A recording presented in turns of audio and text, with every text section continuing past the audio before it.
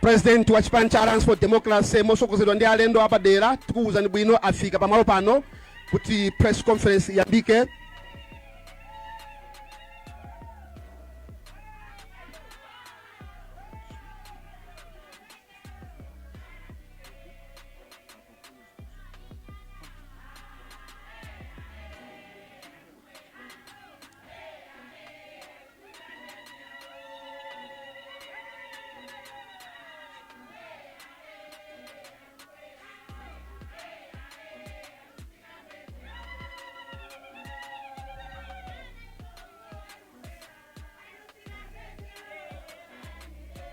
One minute alandire na president ndi kupasana 1 minute imeneyo maruwa a Aford.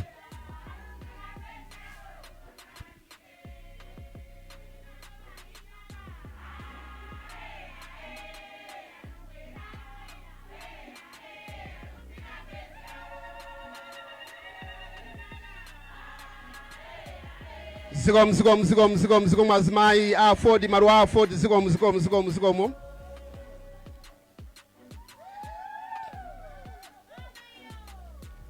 Your Excellency of the Alliance of Democracy, Aford, the Right Honorable Enoch Kanzingen Chihana EKC. Allow me, before we proceed with this function, to ask a volunteer to give us a word of prayer so that we commit this very important press conference to God. I will ask our very own Reverend, who is also Deputy Party Chair, Reverend Morris Muntali, dubbed as Sekuru.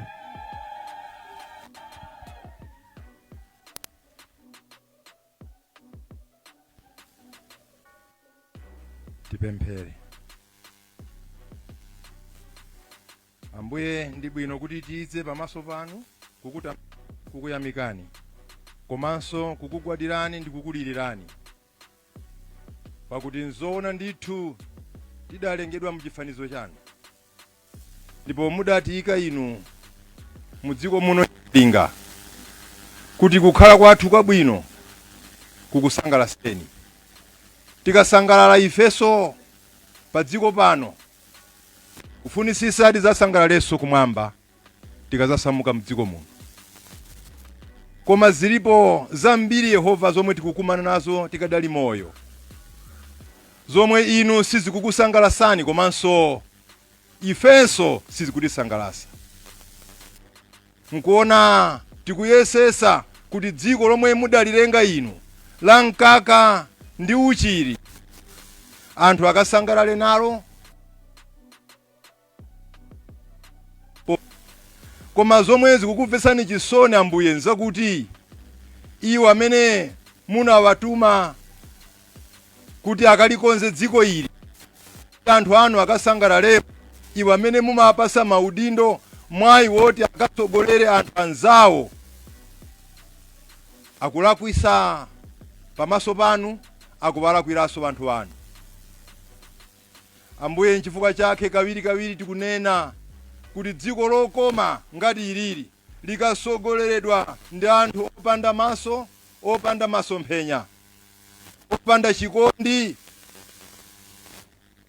mizimu ya wanthu imakhala ili pamoto ikupya. Nkuona Malawi akulira panopa. One thing we are here for is to ask you, even as we kneel down before your throne of grace, Lord, that do something for this country, because we are a lost nation. Do something, Lord, for this country, because we have gone astray. Surely, you are not happy with what is happening in this country now. And yet, you created this nation and all of us to be happy. We are not just sitting here to announce some sort of relationship. We are here to plead with you to work with us and fight this battle with us. That by the day, Lord, every Malawian is going to be happy. because that is the chief end of man. To enjoy you and enjoy life from here, and then we continue enjoying in heaven. But we feel this country has been thrown to the dogs. Lord, hear our prayer, even as we sit here representing all Malawians who are hungry, who are suffering, who don't know their future, who have no hope for a country that they want. But we pray that beginning from this day, that we are announcing something today, Malawians must see some hope and light at the end of this tunnel. Lord, help us. We may not have resources. We may not have the energy. But Lord, with you, everything else is possible. Many can come to fight against us.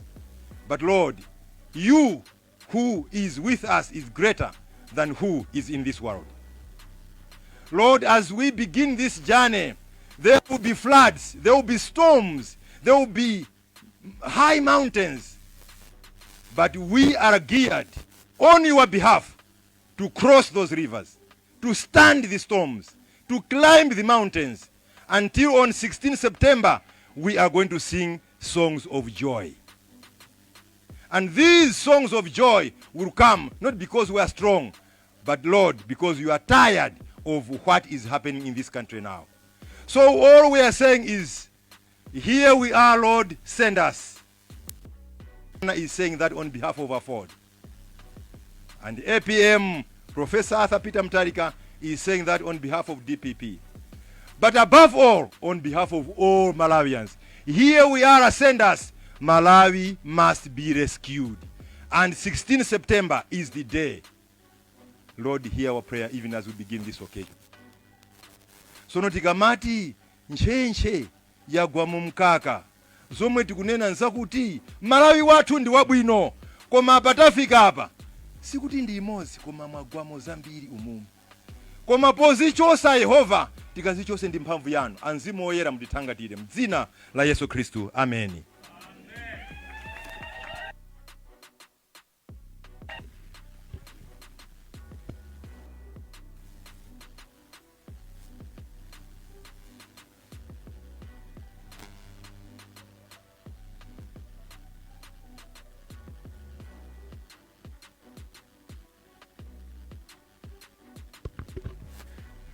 Thank you very much, Reverend Maurice Mtali, for a word of prayer. Your Excellency, President of the Alliance of Democracy, Aford, allow me to introduce members of the mighty Aford Party to the nation who are here present, and also we have special guests who have joined us for a good cause for the betterment of the country.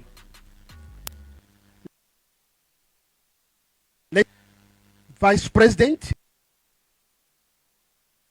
is also Shadow MP for Aford here in Lilongwe, Madam Catherine Makunganya.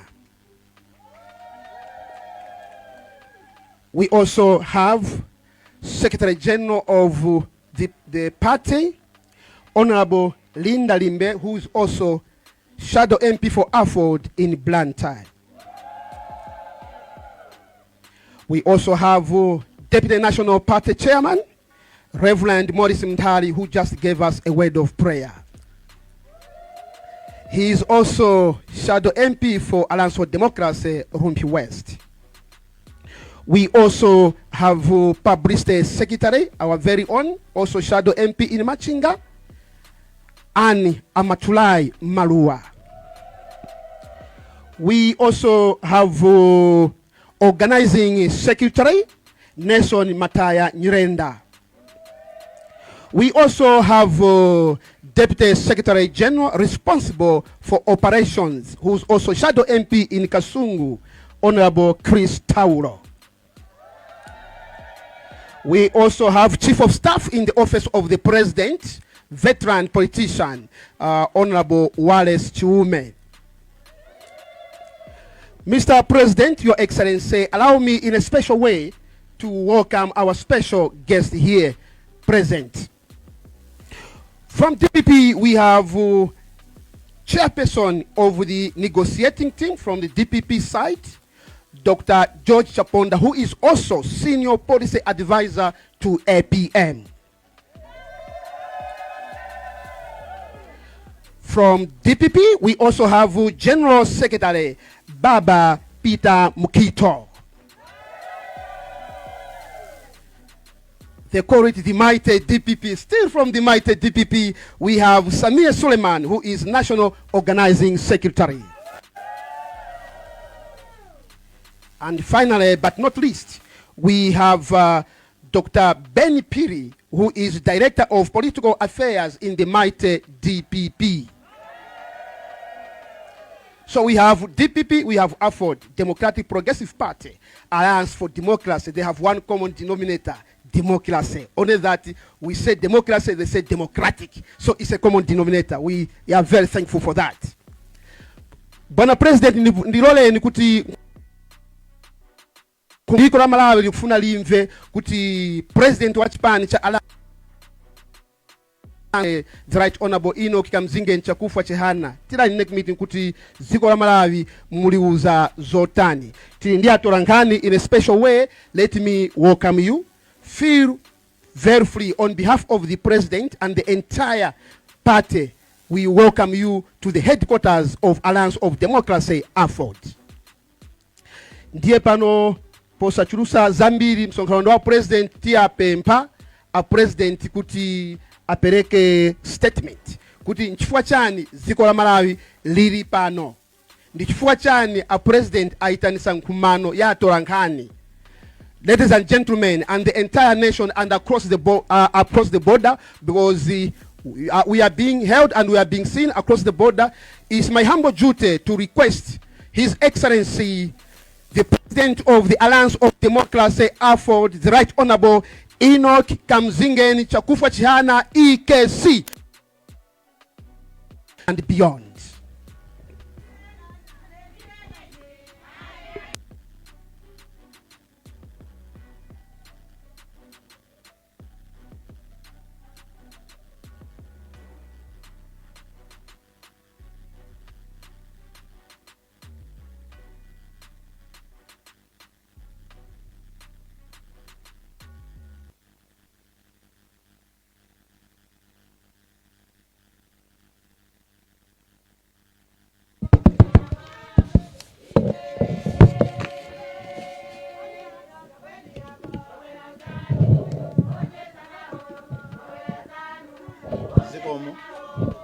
Zikomo. Thank you so much. Thank you so much. Zikomo. The Vice President responsible for administration, Madam Makunganya, the Deputy National Chair, Honorable Reverend Morris Muntali, the Secretary General, Honorable Linda Limbe, the Publicity Secretary, Madam Marua, and all directors present here from the mighty Alliance for Democracy. From our colleagues also in blue, Brother Leader,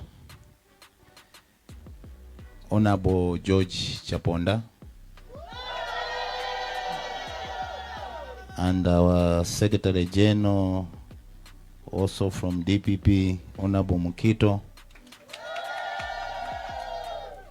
Dr. Ben Piri, and also the National Organizing Secretary of DPP, my brother Suleiman. Also, I have to recognize members of the press from Times, Zodiac, and others who are here, and also the owners of the party, Alliance for Democracy, who are here present. Malawi is at a crossroads. We know where we are coming from. We know where we are, but we don't know where we are going. We are all aware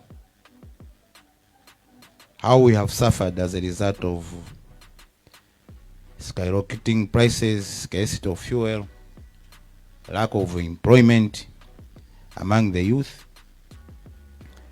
and the deliberate creation of hunger due to some high prices in critical commodities like fertilizer, and also mismanagement of resources through corruption and failure to adhere on austerity measures.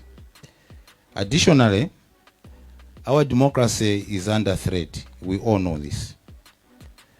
As we approach September 16 elections, I'm compelled, as President of Alliance for Democracy, to express my profound disappointment at how we are approaching politics in this country. Look at the candidates who are running for president. Right now, there are almost 20 individuals seeking for the office of the presidency. We are not looking at Malawians, but it seems we are looking to take care of ourselves. So as Alliance of Democracy, we met 2 days ago, and they have prepared this speech for me. After this speech, which I'm reading now, I will speak in our vernacular language so that people in Kasia, people in Mchinji, people in Dedza, people in the north, I could have spoken also in Tumbuka, but I know they understand Chichewa. They should know what Aford stands for and what is our stand as we are approaching this election. Today we mark a new chapter in our collective concealment of a better Malawi.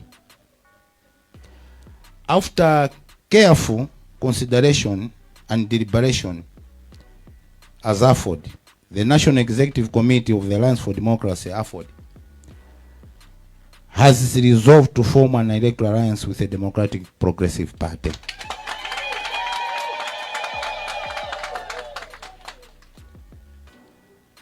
This statement is not my statement, is a statement drafted for me to read by members of the National Executive Committee of the party. And the National Executive Committee of the party was mandated by the National Conference, the National Convention, that we should go into an alliance. My special message to our colleagues, the Democratic Progressive Party, and our leader, my father, Professor Arthur Peter Muntalik, is that Malawians are looking forward to you as a father who will guide this ship to the promised land.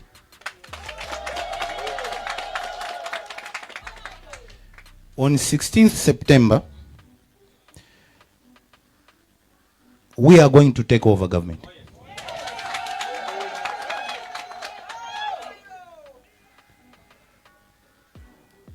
Based on sustained trust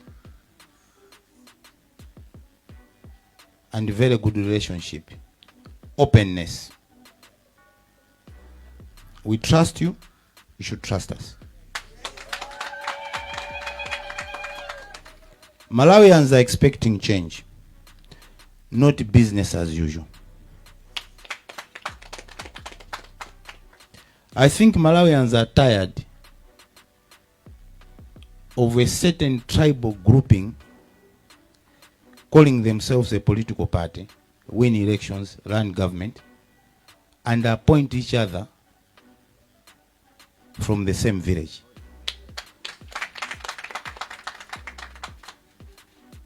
Malawians want a country where rule of law, justice, accountability, transparency become the true values of democracy.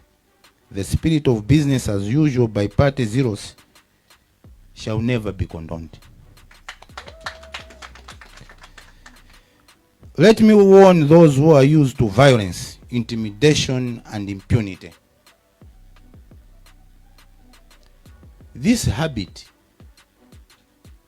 started a long time ago. And it seems it's in every political party. We should not only blame MCP, even in us, in DPP is there. But this coming government, we don't want to condemn such kind of behavior. It's something that is a threat to democracy. It's a threat to anything that we stand for. And I know this is a new chapter, this is a new beginning, where we have to make sure that we protect our democracy. Let us create a Malawi where every citizen has access to opportunities, where every voice is heard, where every life is valued. We urge all our supporters, the general public, to join us in this journey. It's a very difficult journey because most people are just looking at winning government. The tough time begins when we take over government. We are taking over a government that is almost in tatters, almost beyond reform. Malawi is bankrupt. It doesn't need just a Jim and Jack to come into cabinet and to say, I want to be in cabinet. It will need people with ideas, with vision, with solutions to run this government. We need a total overhaul of the system. We need also to think outside the box. And Aford is ready.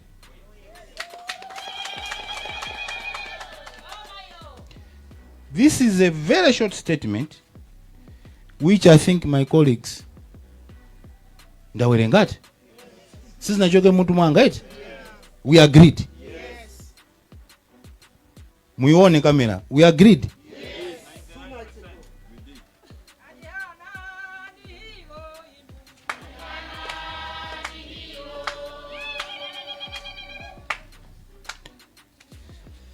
Sopano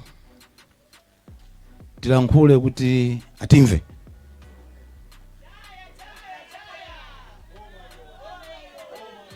Pali zina ukalankhula mchizungu sizikoma ya.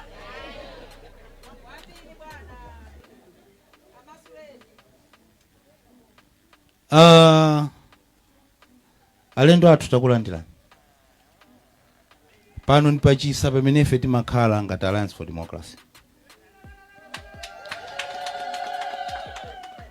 Choyamba ndikulandireni nonse mwafika pano, komanso onse akutimva kuma TV, ma radio, kutero ntsiku lopambana lomwe timayembekeza.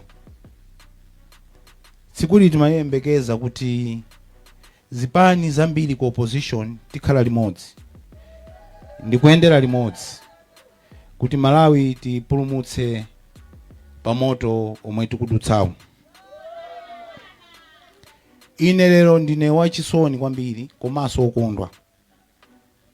Ine nali mmodzi oti ndikapereke makalata ngati presidential candidate ngati chipani cha Aford. Ndipo Aford chiyambire 30 years ago sinakozekepo mmene yakozekera pano.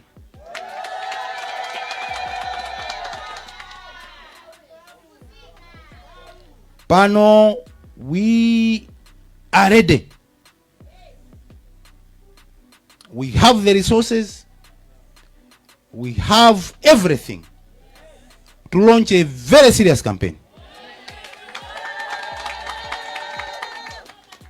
Yoti nizipani pangono zikana limba.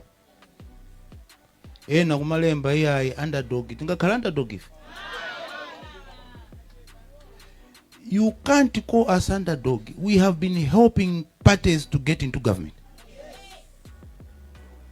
Historically, poyamba, we helped Bingo Mtalika to be in government.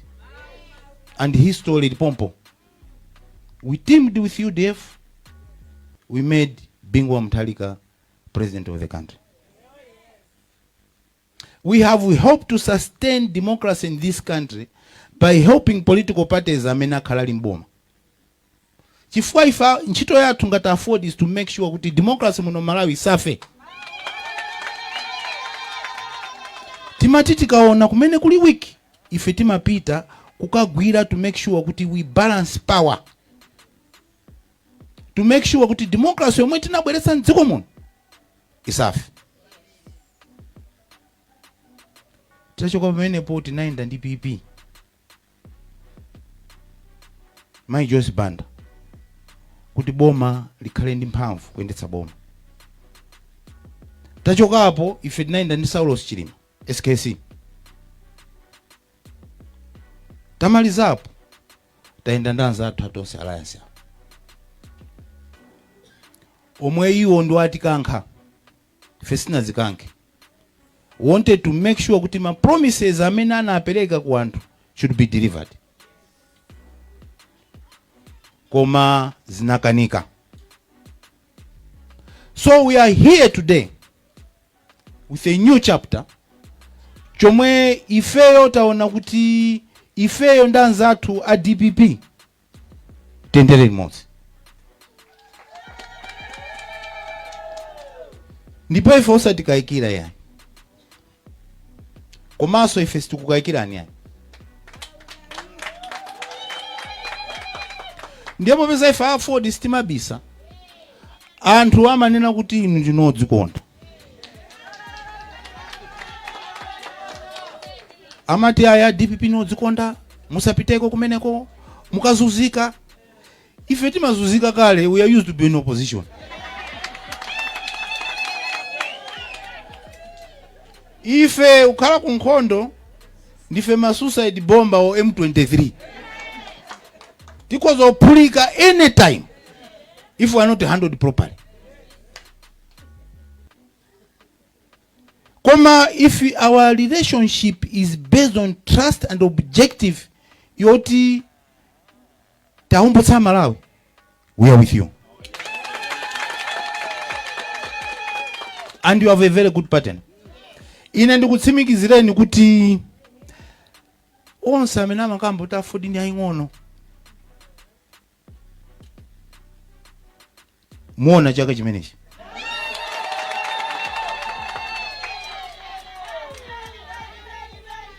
It's where you know kuti chipani chakhala mboma, chakhala in government, outside government, in existence for 30 years without government money support. Inu mpaka pano machidelera. Right now we have got materials. What na kuti Malawi sakozovala t-shirt.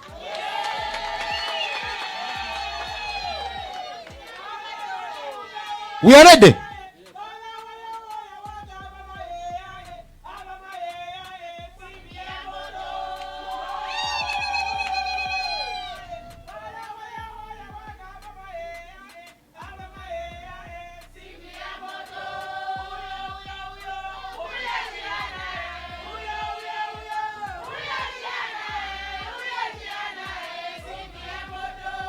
Zikom. Ife tikanapita ukatenga mapepala bwinobwino. Koma ntaona number 1 mpaka 19. Ena anthu oti even nkhuku panjira pajasanga gole. Koma apezeka kuti apeza 10 million yokalipira. Naona kuti these are jokers. And in Malawi we joke too much. That's why we're poor. Chimene nadze kuti Malawi they are jokers. Ino mango panga ma print t-shirt ati ndalama zitenga kuti. Nakupemphapo ndalama ini. Printing t-shirt. Nkumadabo kuti ma t-shirt auchokera kuti. Is where I saw this country is in serious problems. We need to start thinking ngati anthu amene tifuna tiwombola Malawi as politicians. Chifukwa cha chimenecho ine ndabwerera mbuyo. Ndauza zanga DPP, I'm not after any position. President asankha ku DPP. Ifeso we have endorsed. Running mate asankha ku DPP. We have endorsed. Ife tabwerera mbuyo. Want an alliance. And azinzatu zipani zonse ganizani bwino. Join us in this crusade. Kusanjika kumapita munthu mmodzi. Chifukwa ena nkhani yavuta ni sangweji. Sangweji yavuta mdziko muno. Ifanza ntakula ntown muno zikavuta. Timaendera katapira. Katapira utenga hapa. Ukabweza huku. Utenga huku, ukabweza huku. Nimene timakhala ntown muno. Zatifuseni kuti kodi inu chipani mmaendesa bwanji. Tilipe. Dziko likwenda. Faso dziko la Malawi limatenga katapira tengo kwa IMF. Kabweze ku World Bank tenga uku ibwezere America. Ifeso nimene timaendera. Dziko nkumaenda. Koma osapita kusanjika ukabera Malawi. Iyai. Zite. Tisankhe munthu mmodzi. Ife tasankha kuti akhala Professor Peter Munthalika.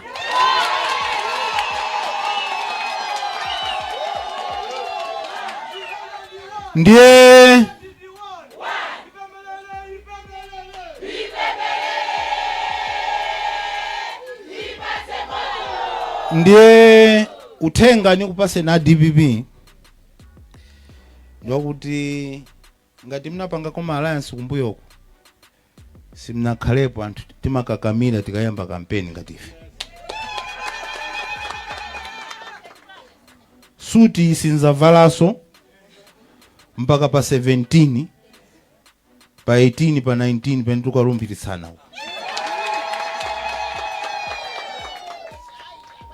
Nchito ilipa Malawi. Andi ena muli ku side yo mudziwe kuti you are going to be opposition side inaichi. If we are taking over. Andi nchito ilipo. Thank you so much for coming. Mudziwe kuti ali mwana Agwirizana. And my journalist no say you are looking at the next government this side. Thank you so much.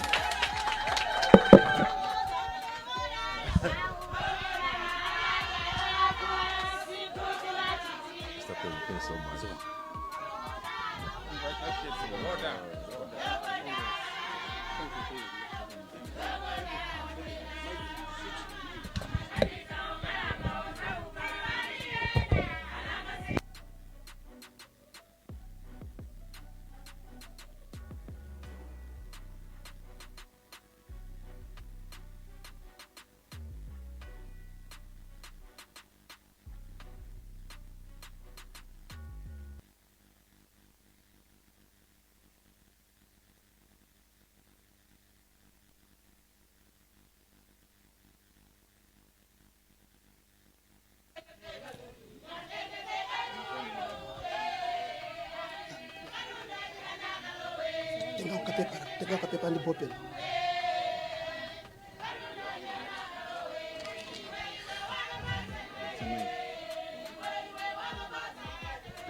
Zikomo azimai, zikomo kwambiri maluwa Aford, zikomo.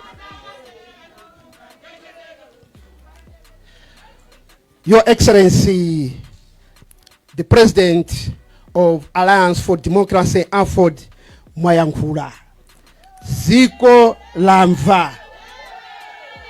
Ngati chihana si mamuziwa, mwamuziwa, ndipo mumuziwa, ndipo mumumva. Zama sewera palibe. Ndeu kukareso APM, game ya gona. In soccer commentary we say, the game is over. Aford! DPP waye! Ndinoti ziendera pano, machitarochika. Bwana President, ndirole ni kuti, perhaps in a special way, I should recognize the Alliance negotiating team from Aford that was doing the work together with our partners now in politics, the mighty DPP. Ndiyamba ndi Aford, pepani ngakhale ndine mwana wanu sekuru ena sakuziwani komano pakanthawi kena kake ndiyana ndikuzuseni sindiyana kukuzusani koma ndikhululukireni. For the sake of this I have to. Our ndi Reverend Morris Muntali komanso Shadow MP Rumpi West under Aford ndi amene anali a chairperson of the Alliance negotiating team from Aford. Thank you very much. Kuchoka hapo tinali ndi Honorable Wallace Chiume, who is the Chief of Staff in the office of the President of Alliance for Democracy, veteran politician. Komanso Tirindi Nelson Mataya Nyirenda, our the national organizing secretary muchipani cha Alliance for Democracy, the Chua negotiating team. Komanso tinali ndi Secretary General Honorable Linda Limbe, the machine tunawonso what. Komanso tinali ndi Honorable Ponta Mbazale amene ali Deputy Secretary General responsible for administration. He is not here. He's been assigned to other duties by the President. So in absentia, we recognize him as well. And finally, but not least, we had Mchizi, who is our legal advisor in Alliance for Democracy, Aford. Nimafuna kuti ndinene zimene Bwana President kuti anthu aziwe kuti tifike apa kunali anthu ku Aford. Bwana Chair, takutokozani on behalf of the party. Mwagwira ntchito yotamandika.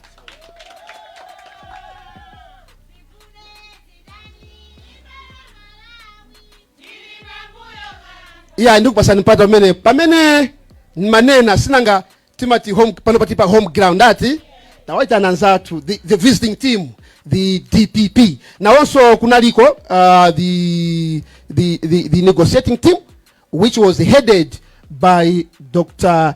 George Chaponda.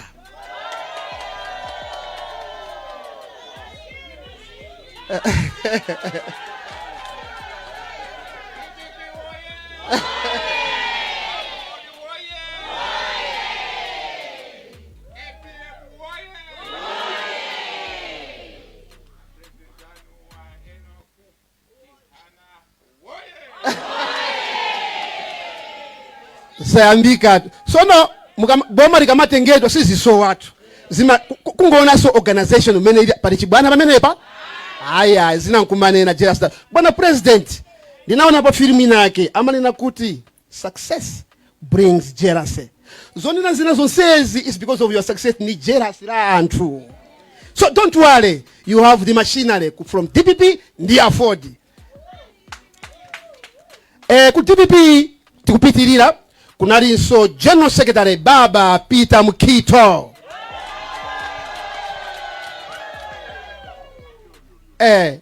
Kwathu kutimati nkwanta ndekuti peni pa top alimba lakai.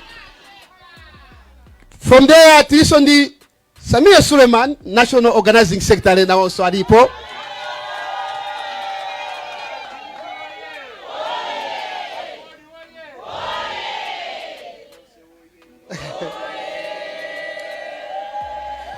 Finally, but not least, Dr. Benny Piri. I know you as somebody who's very, very, very, very active, and mumamenya background. Oh, doctor. Mwapadera ndisegula floor kuti bwana president ndi members of the media kuti akufuse ndipo mafuso awiri atatu kuti muyankhe kenaka tikazatseka ngati azakhalepa one on one tizapitirizaso komano tingokuza chimozi a DPP ife kuti ni machine si choncho machine mwayawona machine chihana machine APM machine, Aford machine, DPP machine, D,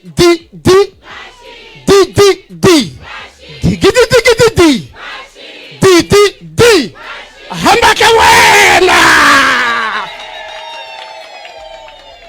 Bomara vita! Amarai musagaikire, bomara dani? If you can't defeat them, join them. That's the message.